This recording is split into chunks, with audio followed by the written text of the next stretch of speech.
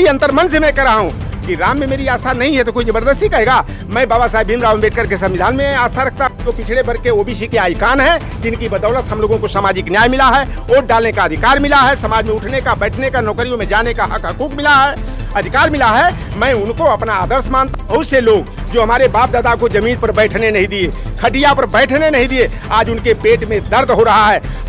MLC बने और अपना बूथ हार गए। आखिर क्यों? क्योंकि वह लोग सत्ता सुख भोगने वाले लोग गरीबों के टाट पर, उनकी चौकी पर, उनके बीच में बैठने पर शायद बदबू आती होती। साथियों नमस्कार, मैं हूं नीरज पटेल और आप देख रहे हैं नेशनल जनमत। समस्या ये है कि समस्या सबके पास है, लेकिन समाधान निकालने की कोशिश कोई नहीं कर रहा है। जो लोग समाधान लिए बैठे हैं, तथाकथित बौद्धिक लोग, वो किसी को बताना नहीं चाहते, इसलिए कहीं उनको ही आगे ना कर दिया जाए। अपने नफे और नुकसान की कैलकुलेशन में वो लोग इतने डूब चुके हैं कि कुछ करना नहीं चाहते। ऐसी ही एक समस्याओं में एक बड़ी समस्या है कि आखिर पिछड़े और दलित वर्ग के नेता देश में इस तरह की परिस्थितियों के बाद भी बोलते क्यों नहीं हैं। तो समस्या तो बता दी आपने, लेकिन इस समस्या के पीछे छुपा हुआ कारण यह है कि जो बोलते हैं आप उनके साथ कितनी मजबूती के साथ खड़े होते हैं। ऐसे ही बोलने वालों में एक नाम है लोटन राम निषाद। समाजवादी पार्टी में पिछड़ा वर्ग प्रकोष्ठ के प्रदेश अध्यक्ष हुआ करते थे। उन्होंने अपने मन की एक अभिव्यक्ति लोगों के सामने रख दी। समाजवादी पार्टी के राष्ट्रीय अध्यक्ष को तकलीफ हुई उनके बोलने और लगातार कार्य करने से। पार्टी के भीतर तमाम सारे लोग जो भयभीत और परेशान थे, उन लोगों ने षड्यंत्र रचा और पद से हटवा दिए गए। बहरहाल ऐसा नहीं है कि ऐसे लोगों की मदद करने वाले, सम्मान करने वाले लोग पूरी तरीके से गायब हैं। लखनऊ में ऐसा ही एक कार्यक्रम हुआ। अखिल भारतीय लोधी निषाद बिंद कश्यप एकता महासभा एवं अखिल भारतीय सामाजिक न्याय मंच के बैनर तले इस कार्यक्रम में जहां लोटन राम निषाद को उनके कार्यों को देखते हुए सम्मानित किया गया, वहीं उनको इन दोनों ही संगठनों में राष्ट्रीय वरिष्ठ महामंत्री और मुख्य सचेतक का पद भी दिया गया। इस कार्यक्रम में अखिल भारतीय भागीदारी मोर्चा के राष्ट्रीय अध्यक्ष मनोज सिंह यादव और यादव सेना के राष्ट्रीय अध्यक्ष शिव कुमार यादव समेत विभिन्न सामाजिक संगठनों से जुड़े लोग उपस्थित थे। उन्होंने पूरी तरीके से लोटन राम निषाद के आगे मिशन में सहयोग करने की सहमति दर्ज कराई।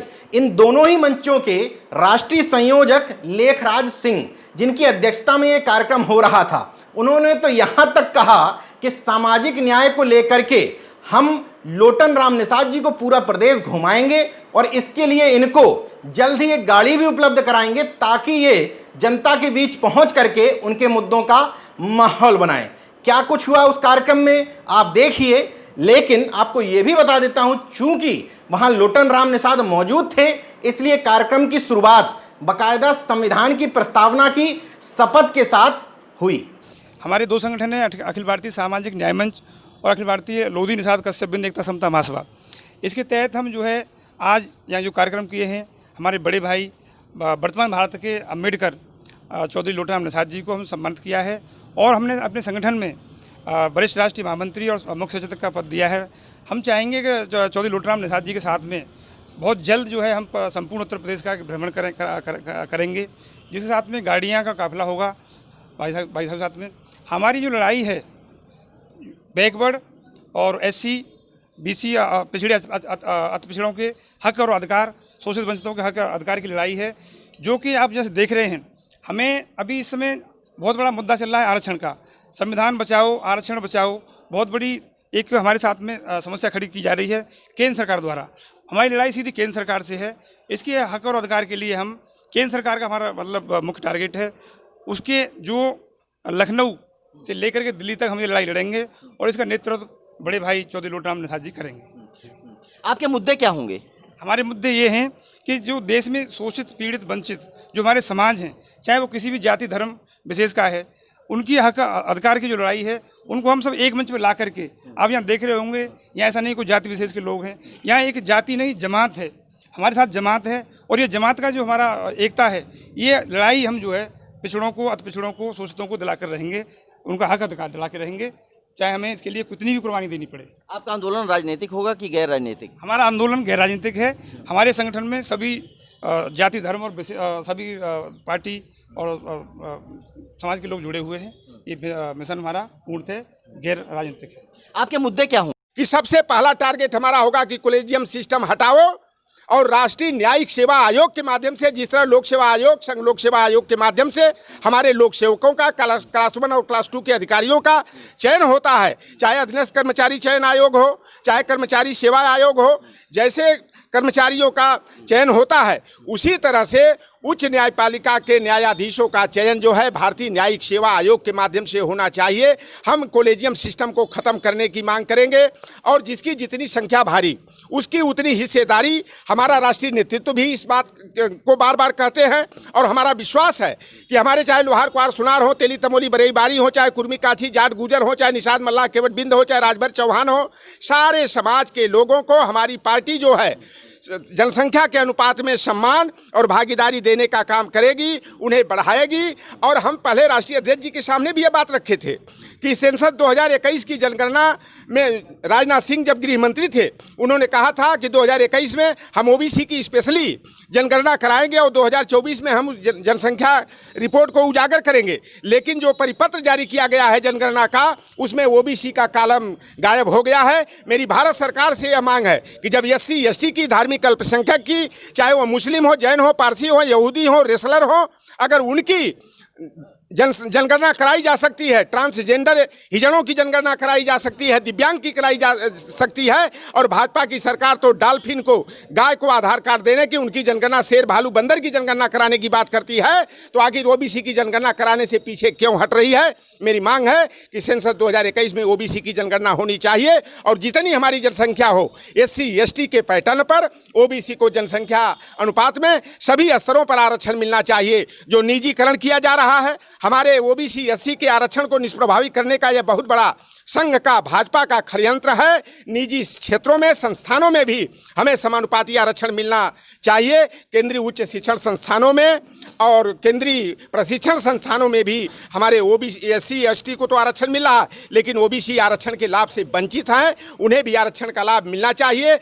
एक महत्वपूर्ण सवाल ये है कि आप तो पूरे प्रदेश में पहले भी लगे हुए थे, अभी भी आप पिछड़े और दलित वर्ग के हितों की लगातार बात कर रहे हैं, लेकिन सवाल ये उठता है कि जो नेतृत्व है आपका, क्योंकि आप बार बार कहते हैं कि अखिलेश यादव जी को मुझे मुख्यमंत्री बनाना है, जब एक बयान पर वो आपको प्रदेश अध्यक्ष पद से हटा सकते हैं तो ये क्या ज़रूरी है कि जो मुद्दे आप आगे लेकर चल रहे हैं उन मुद्दों को अखिलेश जी स्वीकार करेंगे? देखिए, हर जगह जो है कि जनमत का और जनसंख्या बल का महत्व होता है। यह पिछड़ा दलित समाज है और आज यादव समाज के लोग भी हमारे साथ आज भी हैं, और सबसे ज़्यादा जो आप लोगों ने चलाया, चाहे हमारी बात को आगे बढ़ाया, तो यादव समाज का भी एक बहुत बड़ा तबका जो है कि इस बात का गवाह बना कि यह समाज जो है सामाजिक न्याय चाहता है, यह समाज पिछड़े वर्ग के वर्गीय एकता चाहता है। अब जो है कि किसी वर्ग की हकमारी नहीं होनी चाहिए। हमें पूरा विश्वास है, कहा जाता है जब ठोकर लगती है तो आदमी संभलने का प्रयास करता है, और हम अपने पिछड़े और दलित वर्ग के सहयोग और समर्थन से लौटन राम MP या MLA न बने, लेकिन लौटन राम निषाद को MP MLA से बड़ा खिताब हमारे पिछड़े दलित वर्ग के, हमारे अल्पसंख्यक वर्ग के भाइयों ने दे दिया है। और लौटन राम को इससे बड़ा सम्मान हम समझते हैं कि MP MLA बनने पर भी नहीं मिलेगा। यह लौटन राम निषाद पिछड़े दलित वर्ग के मान सम्मान के लिए, अधिकार के लिए, समानुपाती आरक्षण के लिए पूरी निष्ठा, लगन, ईमानदारी से लड़ाई लड़ेगा। और हमें विश्वास है कि हम लोगों का जो ये मुद्दा है उसे गंभीरता से लेते हुए 2022 में सरकार बनेगी तो माननीय अखिलेश यादव जी उसको क्रियान्वित करने का, उसे लागू करने का पूरा प्रयास करेंगे, काम करेंगे। और नहीं तो बार बार काट की हांडी बार बार नहीं चढ़ती है। अगर अब धोखा हो गया पिछड़े वर्ग के साथ तो फिर कभी विश्वास नहीं करेगा, ये भी सच्चाई है, मैं बता देता। देखिए, क्रियान्वयन तो बात की बात है। पहले तो यह है कि 2 साल बचे हुए हैं, उन 2 सालों में इस दौरान दिखना चाहिए, मतलब जो बात आप कह रहे हैं कि बाद में क्रियान्वयन होगा, क्या घोषणा पत्र में ये सारी बातें लाई जाएंगी समाजवादी पार्टी? देखिए, हमें पूरा भरोसा है। अगर हमसे भी सुझाव मांगे जाएंगे तो मैं तो सुझाव उस तरह भी दूंगा, नहीं मांगा जाएगा तब भी सुझाव दूंगा कि जनता का सिम्टम ये है। मैं गाजीपुर, बलिया, गोरखपुर, देवरिया हो चाहे जालौन, झांसी घूम रहा हूं, जनता ये अपेक्षा कर रही है हमारी पार्टी से। अगर ये एजेंडे अगर घोषणा पत्र में नहीं आए तो यह समाज अपने को ठगा हुआ महसूस नहीं करेगा 2022 के लिए। हमें पहले ही घोषणा पत्र में, क्योंकि घोषणा पत्र को कहा जाता है कि जिस तरह मुसलमान भाइयों के लिए कुरान होता है, हिंदुओं के लिए गीता होता है, उससे वैसा ही हमारा चुनाव घोषणा पत्र होता है। चुनाव घोषणा पत्र में ये सारी बातें कि जिसकी जितनी संख्या भारी उसकी उतनी हिस्सेदारी, हमारी पिछड़े वर्ग जब सरकार बनेगी तो पिछड़े वर्ग को के लिए हम ये सहूलियतें देंगे, एससी के लिए ये सहूलियतें देंगे, इसका खुलासा होना चाहिए। और हमें पूरा विश्वास है कि हमारे राष्ट्रीय अध्यक्ष माननीय अखिलेश यादव जी निश्चित रूप से करेंगे। और हम लोगों की भी बातें आप लोगों के माध्यम से जो उभर करके आई हैं, निश्चित रूप से हमारा राष्ट्रीय नेतृत्व गंभीर होगा और हमें पद से हटाएगा कुछ नहीं। हमारी तो इमेज और बढ़ गई, हमारी ख्याति भी बढ़ी, पहचान भी बढ़ी और समाज में अपने पिछड़े वर्ग में, दलित वर्ग में हमारी स्वीकार्यता भी बढ़ी है। मुद्दा आपको पद से हटाना नहीं है, मुद्दा लोटन राम निषाद नहीं है, मुद्दा ये है कि किस बात पर हटाया गया। इसका मतलब समाजवादी पार्टी ने संदेश देने की कोशिश की है कि अगर कोई राम भक्त है तो वो पार्टी को स्वीकार है तो वो पदाधिकारी बनेगा, और अगर कोई राम में आस्था और विश्वास नहीं रखता तो वो पदाधिकारी नहीं बनेगा। इस संदेश से बहुत कन्फ्यूजन उत्पन्न हुआ है। देखिए, बात जहाँ तक ये आ रही है कि मैंने अयोध्या में बयान दिया था और वो बयान देने का कारण भी मैं क्या था, अगर कोई हमारे नेता पर उंगली उठाए, यह हमसे उस समय सवाल किया गया था। नीरज भाई, मैं स्पष्ट बता दूं, क्योंकि चैनल पर जो न्यूज़ प्रसारित हुआ, मेरी बात तो प्रसारित कर दी गई, लेकिन चैनल ने मेरे सामने प्रश्न क्या रखा। उस चैनल ने यह प्रश्न रखा कि निषाद समाज राम का भक्त होता है, और 2019 में राम भक्त कार सेवकों पर आपके नेता माननीय मुलायम सिंह यादव जी ने 1990 में गोली चलवाया और उसमें दर्जनों राम भक्त कार सेवक मारे गए।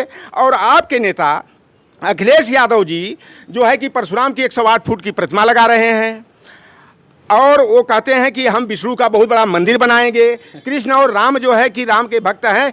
निषाद जी, आप ये बताइए कि राम में आपकी आस्था है कि नहीं? तो मैंने कह दिया जो सच्चाई है, क्योंकि किसी व्यक्ति पर आस्था और विश्वास को थोपा नहीं जा सकता। आस्था जो है वो निजी मामला होता है और हमारी आस्था किसी में होगी, आपकी आस्था किसी में होगी, और मेरी आस्था जो है सच्चाई अंतर्मन से मैं कर रहा हूँ कि राम में मेरी आस्था नहीं है तो कोई ज़बरदस्ती कहेगा। मैं बाबा साहेब भीमराव अम्बेडकर के संविधान में आस्था रखता हूँ। मैं बीपी मंडल में, कर्पूरी ठाकुर में, राम लखन चंदापुरी में और स्वामी ब्रह्मानंद लोधी में, हम फूलन देवी में हम विश्वास रखते हैं। हम बिंदेश्वरी प्रसाद मंडल और कर्पूरी ठाकुर में रखते हैं। हम ज्योतिबा फूले, छत्रपति साहू जी महाराज, सावित्रीबाई फूले में, क्योंकि आज हमारे पिछड़े दलित वंचित समाज को जो मान सम्मान मिला है, थोड़ा थोड़ा अभी तो हमारी 27% आरक्षण है, लेकिन अभी 11.23% ही पिछड़ों को हक मिल पाया है। लेकिन बहुत से लोग जो हमारे बाप दादा को ज़मीन पर बैठने नहीं दिए, खटिया पर बैठने नहीं दिए, आज उनके पेट में दर्द हो रहा है। राम को नहीं मानता हूँ मैं, जिनको मानता हूँ मैं बता दिया, जो पिछड़े वर्ग के ओबीसी के आइकान हैं, जिनकी बदौलत हम लोगों को सामाजिक न्याय मिला है,